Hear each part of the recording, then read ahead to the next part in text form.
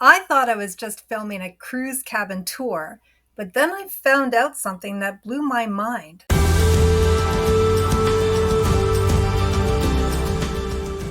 Hey there, it's Tori from Kirk Tori Story, and today's video took a very unexpected turn. I started filming a simple tour of an accessible cabin on the Sky Princess, but I ended up learning something that totally changed the way I look at cruise life. Kirk and I made a new friend, Valerie, on the Sky Princess. Naturally, I asked her if I could film her accessible stateroom, just to show you what they look like. I figured it'd be useful for anyone wondering what the design is like if you use a wheelchair or a scooter on board. Just to clarify here, my new friend Valerie is a full-time wheelchair user and a seasoned cruiser. And let me tell you, she completely opened my eyes to something I had never thought about before. She told me that sometimes these types of cabins are fully booked, not by guests who need them, but by people who just want a bigger room. And once these types of cabins are gone, they're gone. She had said to me that she hasn't been able to book some ships in the past, as accessible cabins are often booked by people who don't need them, just because they're roomier. The only accommodations I really need is just to have a handicap accessible room that has the handholds, that has room that I can get through the door. So, an accessible cabin is literally designed to help people move independently on a cruise ship.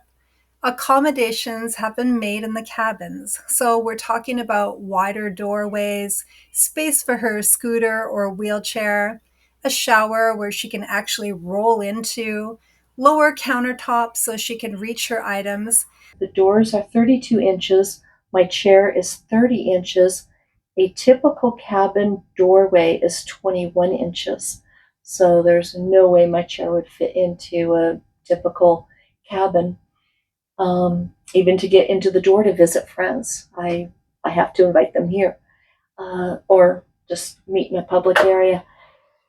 The bathroom door is also 32 inches. The toilet seat is a little bit low for me, just a little bit, but there's rails on both sides. There's a drop down rail on the right side that can be pulled up. So if someone is traveling with someone who does not need the wheel or does not need to use the handrails, they can either leave them down or put it up. Things most of us don't even think twice about. In Valerie's own words, she says, if you are not in need of an accessible cabin, please don't book it. Yes, if you are not handicapped and you're not in a wheelchair and you do not need the handicap accessible room, please do not book it just because it's bigger. But the worst part, the cruise line doesn't reassign rooms, even if someone with mobility challenges really needs it.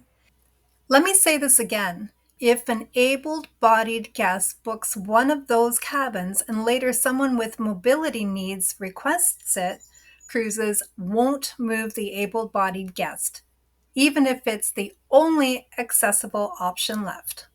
I had no idea. And part of the problem of why this could happen is because the cruise lines don't even check who is booking these cabins. It's not like the cruise line is asking anyone for proof for needing an accessible cabin. She said something that I found unbelievable. She told me that sometimes these types of cabins are fully booked, not by guests who need them, but by people who just want a bigger room.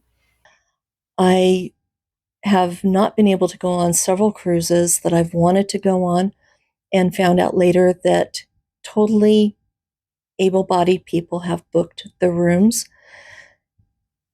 A lot of the cruise lines don't check to see if you are actually handicapped. It's just not fair. It's not fair to travelers who, like me, who are in wheelchairs full time. If you want to have a bigger room, you might get upgraded to a bigger room, but Please do not book this room because it is bigger. Let people who are handicapped use this room. Let's get back to the accessible cabin specs. Accessible cabins have wider doorways. Her wheelchair is 30 inches wide and the accessible door is 32 inches. Compare that to a standard cabin door, which is 21 inches. There is no way that she could book a standard size cabin or she wouldn't be able to get in or out. Keep in mind that there are only a select few cabins on board a ship that are accessible in the first place. The accessible cabins also have rails and handholds and adjustments of all sizes on all kinds of different things, like the height of a countertop. So a traveler who needs wider doorways, lower beds, roll-in showers might be left struggling just because somebody else wants some extra space. I mean, can you imagine trying to wedge your scooter into a standard size room or not being able to take a proper shower all week? She has even seen guests, and so have I on YouTube, as a matter of fact, of guests with mobility issues placed in non accessible rooms because there were none left. And it just doesn't work. It turns their vacation into a struggle. And honestly, I get it. Those rooms are bigger, but now I also get why we need to think twice before booking one just because of that. These rooms are bigger because you have to factor in size of the scooter or the wheelchair in the space next to the bed, for example. So I would like to show you a few clips of Valerie's accessible cabin. This one is an interior cabin, but it is spacious. The big problem here in this cabin, as you can see, is that there are pull-down beds here in the ceiling. Now, wouldn't that encourage, say, a family of four to book this room instead of a smaller spaced interior? I found this quite eye-opening too. And did you know that right after we were on the Sky Princess with Valerie, that she was also booked on the Norwegian Aqua too? The sad thing is, though, that Valerie's accessible cabin was not adjusted properly. It is a new ship after all. So that first night, she had to sleep in her wheelchair because she couldn't even get into the bed. I did get a chance to meet another guest who uses a scooter for mobility while we were on that brand new ship, the Norwegian Aqua. Same idea, smart design, wider space, thoughtful details that make life easier.